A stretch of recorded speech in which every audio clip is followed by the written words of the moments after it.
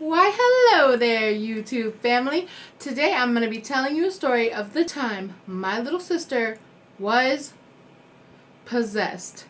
Okay, I know what you're thinking. Amanda, do you really believe in possessions and do you believe in ghosts? I do. I always have, ever since I was little, because my little sister, from the age of like 2 years old, could see ghosts. And I could never see them. So maybe when I was younger I didn't necessarily believe, but she was adamant about it, and she could describe someone that was not there, in my eyes, in perfect detail. She could tell you what they were wearing. She could tell you what they smelled like. She could tell you any detail about this person, as if she just saw them on the street. So ever since then, I have believed that my sister could see ghosts. Now, was it scary? Oh my God, yes. Did I think at night someone was hovering over my bed? Considering she had told me that multiple times, yes, I did. And one time, I will never forget the time I was going to the mailbox to get the mail, casual Sunday afternoon, and she's like, "Oh, hey, Amanda, when you bent down to get the mail out of the mailbox, there was a man hovering over you, and he was really scary." Oh, nothing better than middle-aged men hovering over 12-year-olds. I mean, he may have been a ghost, and he may have been friendly, but in my mind, I literally almost crapped myself. Now, she would tell me things like this all the time, and she wasn't like trying to scare me. Like sometimes she would just tell me about like cute little puppies that weren't there, or adorable little girls that were playing jump rope that were not there. So it wasn't like she was trying to scare me, because she wasn't scared, so she didn't think I had a reason to be scared.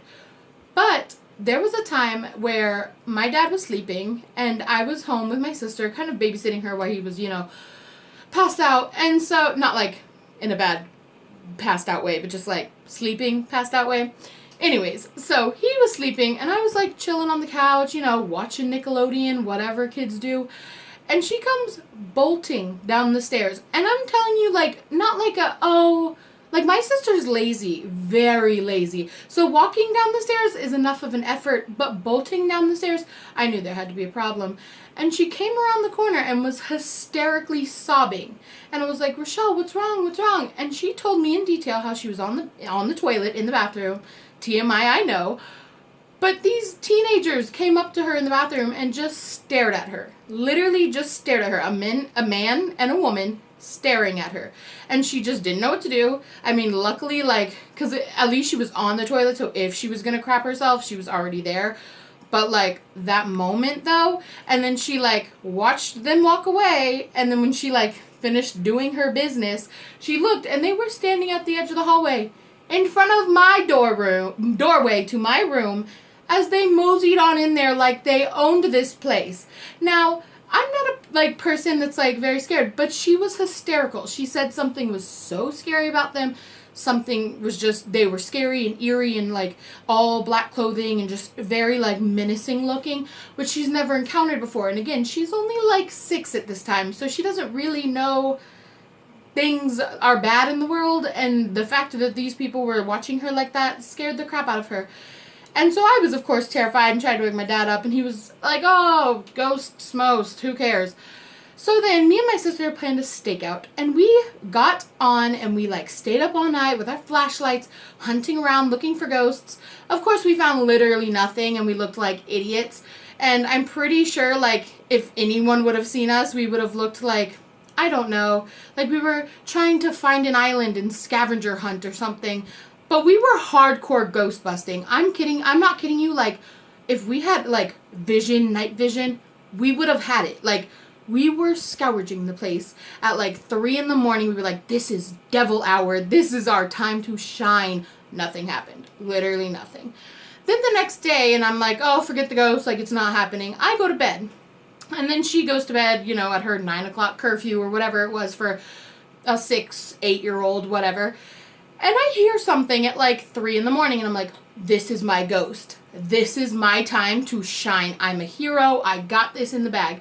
So I go outside of my bedroom, and I'm looking, and it's Rochelle, my sister, walking down the hallway. And let me mind you, she doesn't wear pants. She's wearing a nightie gown that children wear, and scary enough. Child in nightgowns are scary enough at night roaming the halls. But she's roaming the halls in her nightgown, And she's moseying down the stairs, so I'm thinking, that's weird. She's normally sleeping, and she's, like, going to get a drink, maybe.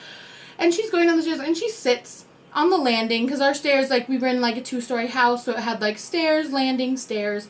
And she decides to sit on the stairs and just sit there. And so I'm like, Rochelle, Rochelle. Like, trying to whisper her name, waking her up, shaking her. Nothing is working. And she literally goes and looks at me with demon eyes. Like, she literally sideswipes me with her eyes, and I felt a dagger. Like, I thought I died for a second. Like, I knew she died. Like, she was a demon. She was a demon spawn. It was so scary. And she's just, like, staring at me out of the corner of her eyes. And then all of a sudden, she just wakes up. Hi, sissy. Don't talk to me like that. You don't know what you just did. You don't know what I just felt like. So, that was terrifying. I was like, you were just possessed. It was scary. Next morning, I told her all about it, and she was like, Amanda, I didn't do that. I didn't even leave my room. Like a little innocent little pipsqueak. But no, that night, again, I hear something, and I'm like, that's weird. I hope my sister's not possessed again.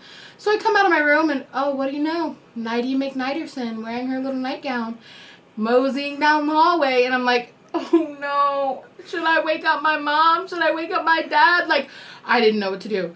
But she goes into the bathroom, and I'm like, oh, whew, she just had to pee, that's all. And so I'm, like, waiting, and I'm like, you know what, I could go to the bathroom, too. I just need to wait. And so I'm waiting, and, like, 15 minutes go by, and I'm like, is she pooping? Like, what is taking so long? So I'm like, I walk it over, and I, like, knock on the door, doesn't answer, knock on the door, doesn't answer. So I open it, and I'm like, she's sitting there murmuring shit to herself. Murmuring, like, eyes closed, having a seance in my bathroom. She did not go to the bathroom. Like, she did not have to pee or poop. Like, she was in there seancing. Like, witchcraft, demon spawn, terrifying. So I'm like, oh my god, oh my god, oh my god. So I go to wake my parents up, and they're just like, oh, leave her alone, like, da-da-da. She's been doing that for a while. What have I been sleeping through? Like, I have a demon sister. So, ever since then, she hasn't done it again. And it's been like, well, you know, now she's like 16, 17 years old. So, it's been years. But, like, ever since she hit about, like, that was like 6 to 8 age range. Ever since she hit about 10 years old, she has not seen a ghost since. So, I don't know if it's like you grow out of it. But I know for a fact, people are like, she just had imaginary friends. No, no, no, no, no. Imaginary friends do not take you to the bathroom and make you say murmuring sentences in other languages. No, they do not. And if they do, glad I have no imaginary friends or real ones. So, the whole story was just that my sister was possessed once, and if you or your siblings or family members have ever been possessed, please leave your stories down below so I can read them, because I find it very, very interesting. So, please subscribe if you enjoyed this story, give it a thumbs up, and remember, live, laugh, and love yourself.